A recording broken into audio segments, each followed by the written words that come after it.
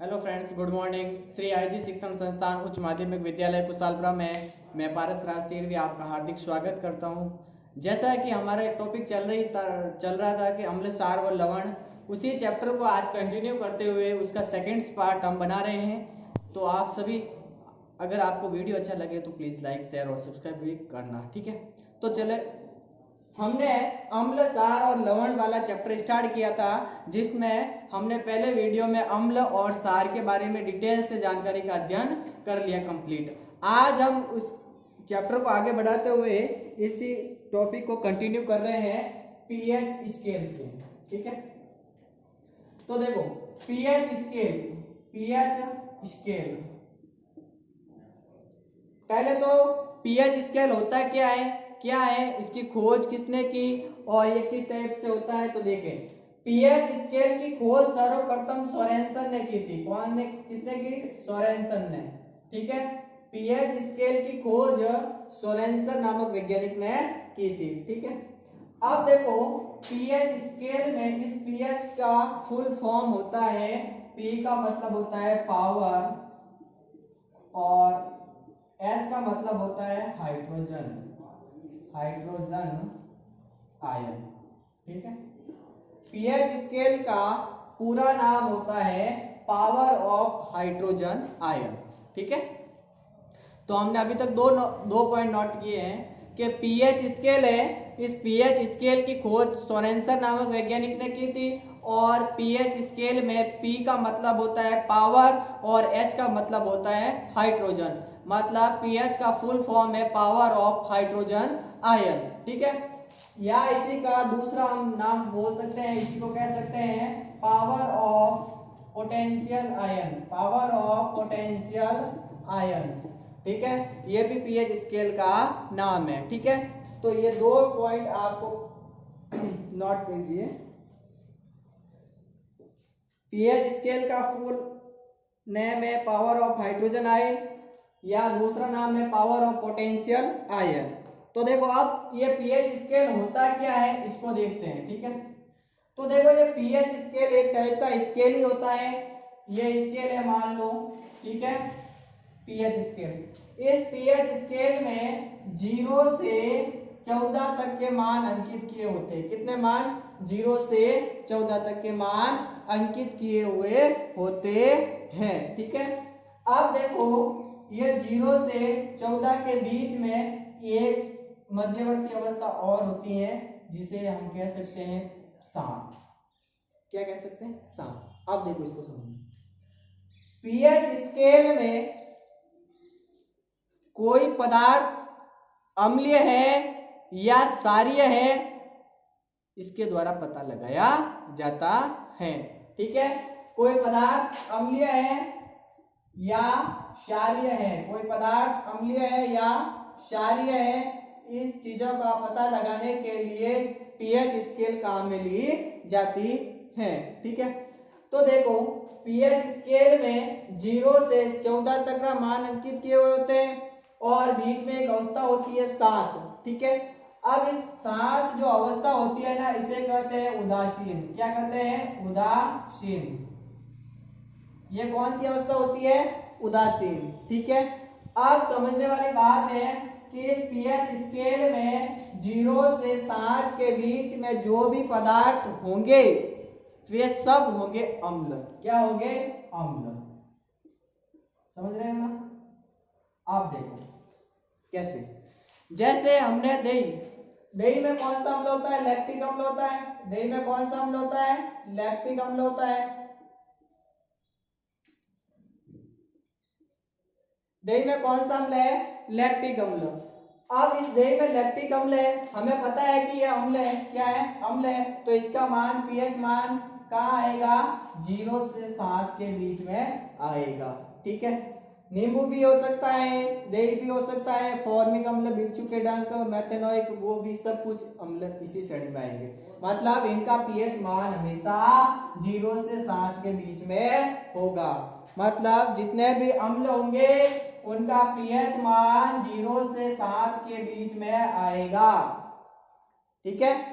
तो 7 से 14 के बीच में जिन पदार्थों का पीएच मान आता है वे पदार्थ क्षार होते हैं। क्या होते हैं? क्षार।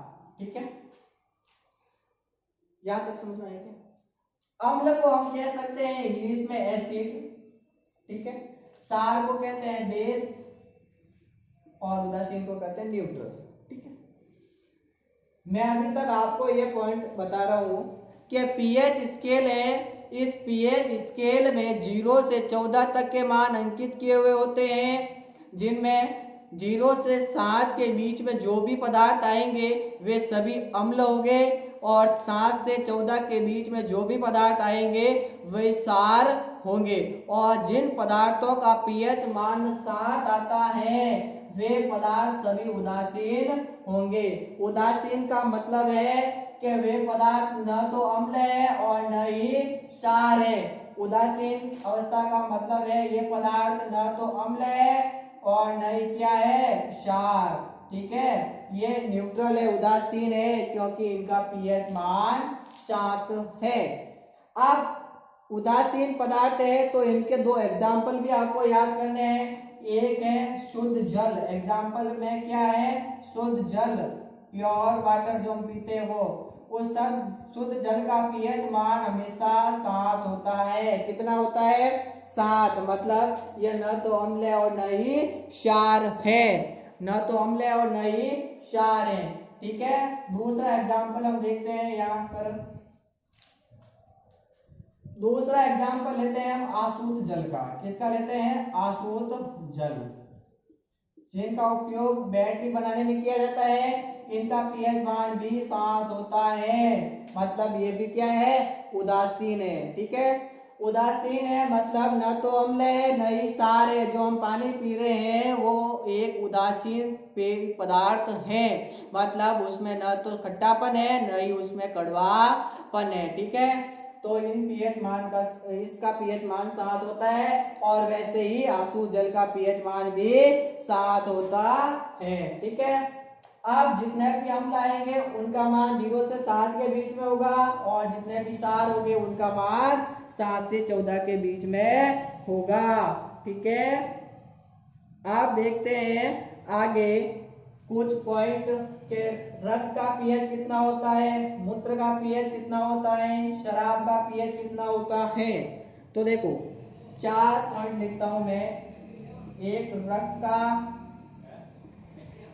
एक मूत्र का,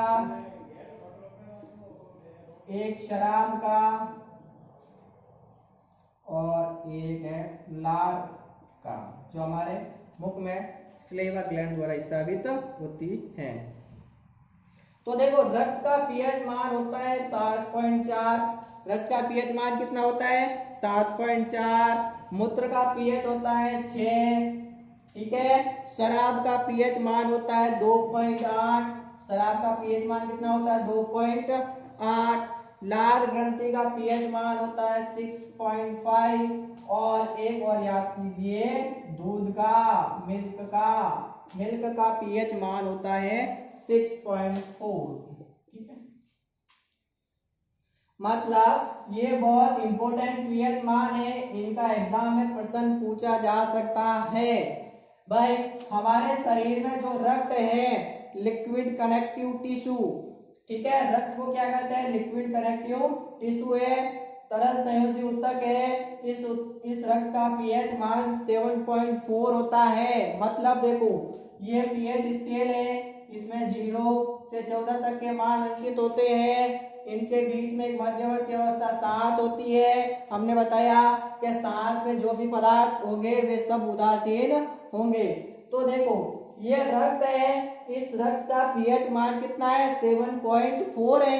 तो 7.4 मतलब 7 से इस साइड में आएगा, है यहाँ पे आएगा, जैसे मान लो 7.4 यहाँ है। ठीक है, 7.4 है। तो ये पदार्थ 0 से 7 के बीच में तो हम लोग अभी बताया आपको, और 7 से 14 के बीच में वे पदार्थ क्या होंगे? सभी क्षार, और 7 में होंगे वे पदार्थ क्या होंगे? सभी उदासीन। तो आपको कुछ समझ में आ रहा है या नहीं? तो देखिए रक्त का पीएच मान 7.4 है, मतलब ये क्षारीय प्रकृति का है क्योंकि पीएच मान से 7 से अधिक आ रहा है। तो अगर आपको पूछ ले कि हमारा रक्त है वो कैसा है तो हम कह सकते हैं उसको हल्का क्षारीय है। ठीक है। दूसरा पीएच मान हमने बताया मूत्र का, यूरिन का। ठीक है, यूरिन है मूत्र, इंग्लिश में इसे यूरिन कहते हैं। इस मूत्र का पीएच 6 होता है, मतलब 6 होता है। तो आप मुझे बताइए कि ये पीएच मान किनके बीच में आएगा? 0 से 7 के बीच में ही तो आएगा ना, तब बीच में अवस्था 6 आएगी। तो ये पीएच मान लो यहाँ आया, किसका? मूत्र का। तो आप मुझे अब बताइए कि ये मूत्र अम्ल है या क्षार है? अम्ल है या क्षार है? बताइए। तो ये भाई साहब मूत्र है ना, ये अम्ल है। क्या है? अम्ल है, क्योंकि इसका पीएच मान कितना है? 6 है। ठीक है। अब एक आपको नोट करवा के पॉइंट लिखवाना चाहता हूं मैं आपको कि मूत्र है, इस मूत्र का रंग पीला होता है। मूत्र का रंग कैसा होता है?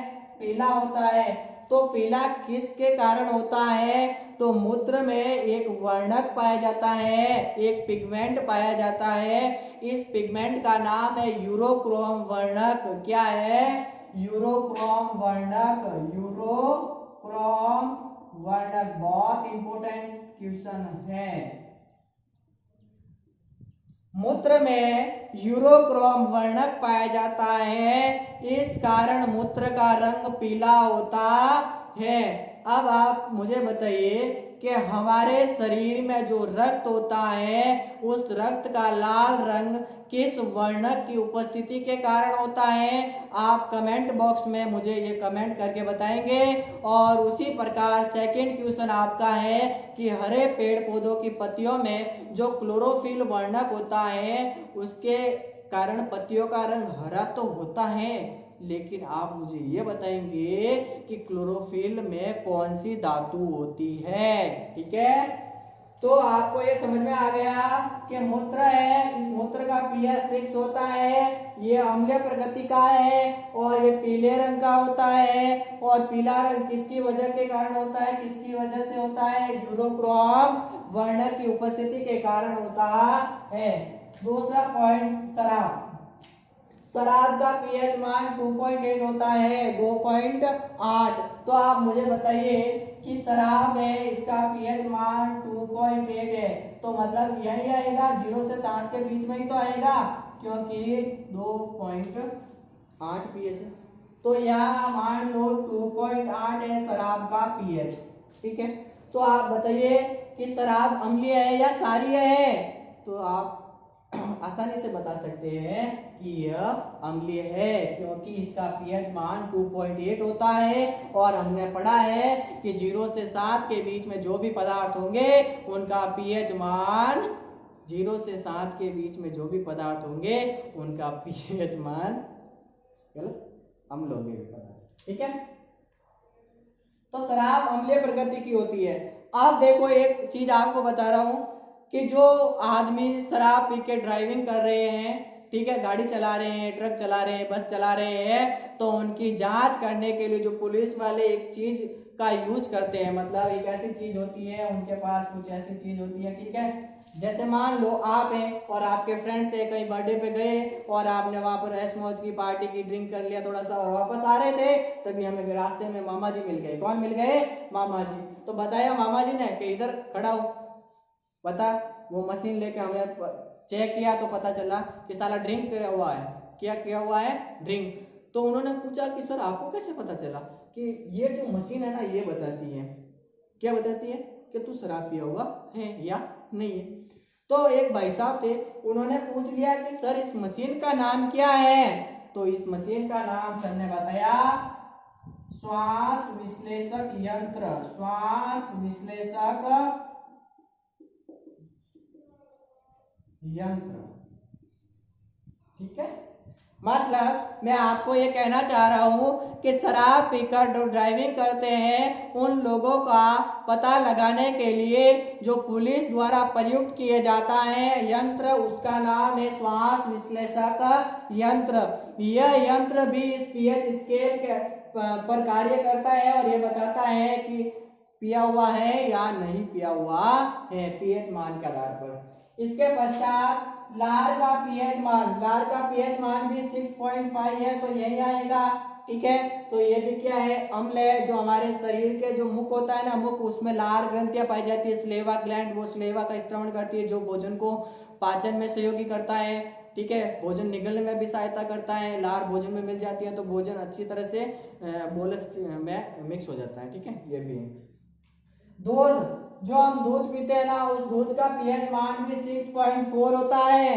कितना होता है? 6.4। मतलब दूध भी कैसा है? अम्लीय है। कैसा है? अम्लीय है। यहां तक समझ में आया क्या आपको?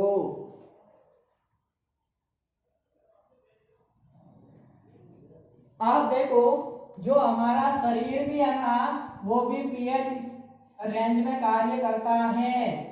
जो हमारा शरीर है, वो शरीर भी इस पीएच परास पर कार्य करता है। तो हमारे शरीर का पीएच मान कितना होता है? तो हमारे शरीर का पीएच मान 7.0 से 7.4 होता है। हमारा शरीर इस पीएच मान पर कार्य करता है।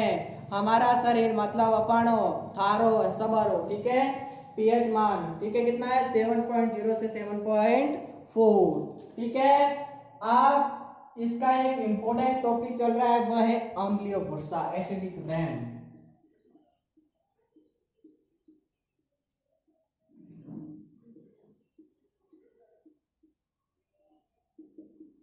अम्लीय वर्षा क्या होती है? तो देखो, वर्षा होती है ना, जो बरसात, उस बरसात का पीएच मान अगर 5.5 से कम हो जाए, पीएच मान कितना? 5.5, 5.5 पीएच मान से कम हो जाए उस वर्षा का, तो जो बरसात होगी उस वर्षा को क्या कहेंगे?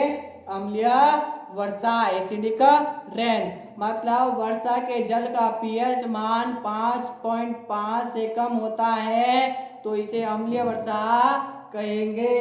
ठीक है, अब देखो, इस अम्लीय वर्षा की खोज सर्वप्रथम किसने की? तो इस अम्लीय वर्षा की खोज सर्वप्रथम रॉबर्ट अगस्त ने की। किसने की भाई? रॉबर्ट अगस्त ने। ठीक है, रॉबर्ट अगस्त। रॉबर्ट अगस्त ने सर्वप्रथम अम्लीय वर्षा की खोज की।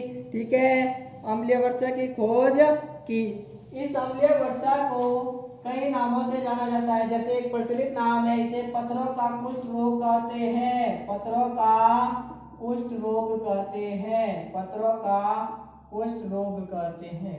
क्यों? तो क्यों, मतलब यह बरसात होती है ना, इस बरसात से बड़े बड़े पत्थर भी पिघल जाते हैं, या कोई बड़ी बड़ी इमारत होती है वो भी इस बरसात के कारण, इस वर्षा के कारण क्षतिग्रस्त हो जाती है, या उस पर पीलापन भी आने लग जाता है। इसलिए इसे कहते हैं पत्रों का कुष्ठ रोग। पत्रों का कुष्ठ रोग। अगर नेक्स्ट पॉइंट, विश्व में सबसे ज्यादा अम्लीय वर्षा एक देश में होती है जिस देश का नाम है नॉर्वे। क्या है? नॉर्वे। मतलब इस नॉर्वे देश में सबसे ज्यादा अम्लीय वर्षा होती है। और हमारे देश आगरा में, मतलब आगरा में जो ताजमहल बना हुआ है वो भी धीरे धीरे पीला पड़ रहा है। इसका पीलापन का मुख्य कारण भी ये अम्लीय वर्षा है। ताजमहल का पीलापन, ये भी याद रख लेना, ताजमहल का पीलापन।